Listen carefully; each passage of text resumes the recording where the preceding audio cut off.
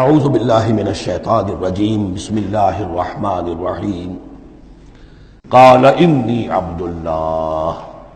اب وہ بچہ بولا، حضرت مسیح نے کہا میں اللہ کا بندہ ہوں، آتانی الکتاب، اللہ نے مجھے کتاب عطا کی ہے، وجعلنی نبیا، اور مجھے نبی بنایا ہے، وجعلنی مبارکا اینما کنت، اور مجھے مبارک بنایا ہے، بابرکت بنایا جہاں کہیں بھی میں ہوں گا، وَأَوْصَانِي بِالصَّلَاةِ وَالزَّكَاةِ مَا دُمْتُ حَيًّا، اور مجھے تاکید کی ہے اللہ نے زکوٰۃ کی اور نماز کی جب تک میں زندہ رہوں، وَبَرًّا بِوَالِدَتِي، اور میں اپنی والدہ کا فرما بردار ہوں، خدمت گزار ہوں، لم یجعلنی جبارا شقیا، اللہ تعالیٰ نے مجھے زبردست اور سخت تندخو نہیں بنایا ہے، والسلام علیہ، اور سلام ہے مجھ پر یوم ولدت، جس دن کہ مجھے جنا گیا، میری ولادت ہوئی، و یوم اموت، جس دن کہ میں مروں گا، و یوم ابعث حیا، اور جس دن کہ مجھے اٹھایا جائے گا زندہ کر کے۔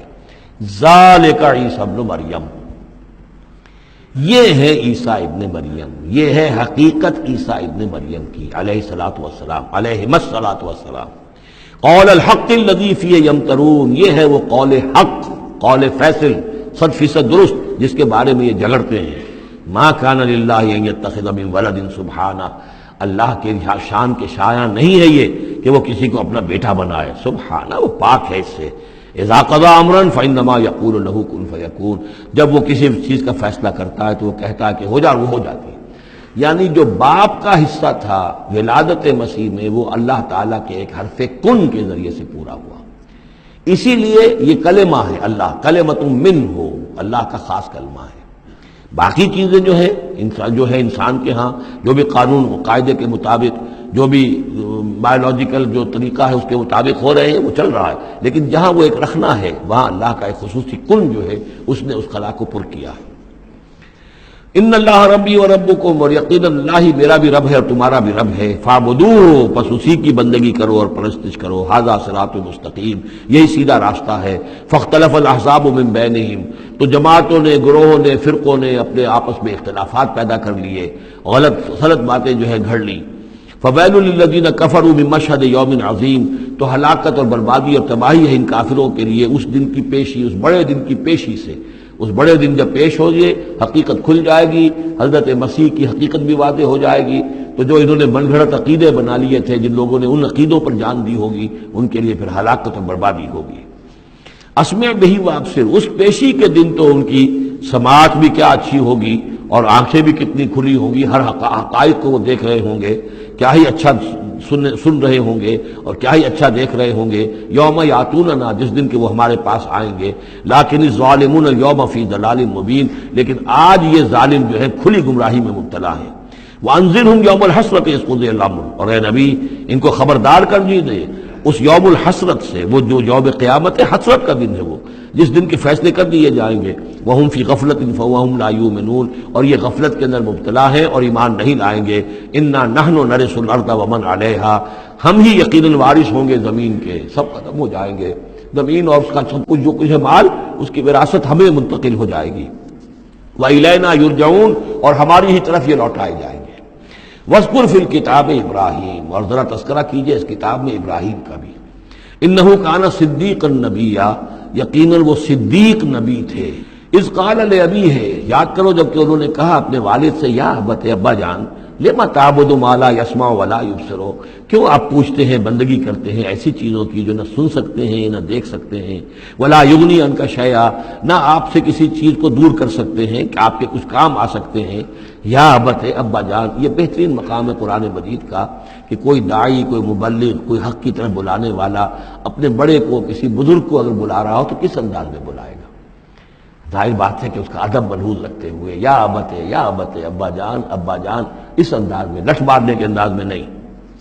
یا ابت انی قد جاءنی من العلم ما لم یاتک، ابا جان میرے پاس وہ علم آیا ہے جو آپ کے پاس نہیں آیا تھا، میرے پاس وہی آئی ہے، اللہ نے مجھے حقائق سے واقف کیا ہے۔ فإما یأتینکم منی ھدی، میرے پاس وہ ہدایت آئی ہے، فاتبعنی، پس میری پیروی کیجیے، میرے پیچھے چلیے، میرا کہنا مانیے، اہدک صراطا سویا، میں آپ کو دکھاؤں گا سیدھا راستہ، رہنمائی کروں گا آپ کی سیدھی راستے کی طرف۔ یا ابت، ابا جان، لا تعبد الشیطان، دیکھیے شیطان کی بندگی نہ کیجیے، ان الشیطان کان للرحمن عصیا، یقیناً یہ شیطان جو ہے وہ رحمان کا باغی تھا، نافرمان تھا۔ اس نے سرکشی کی تھی. یا ابت انی اخاف ان یمسک عذاب من الرحمن، ابا جان مجھے بڑا اندیشہ ہے کہ آپ کو رحمان کی طرف سے کوئی عذاب آپ پر نہ آ جائے، آپ پکڑے آپ کو رحمان کی طرف سے کوئی عذاب.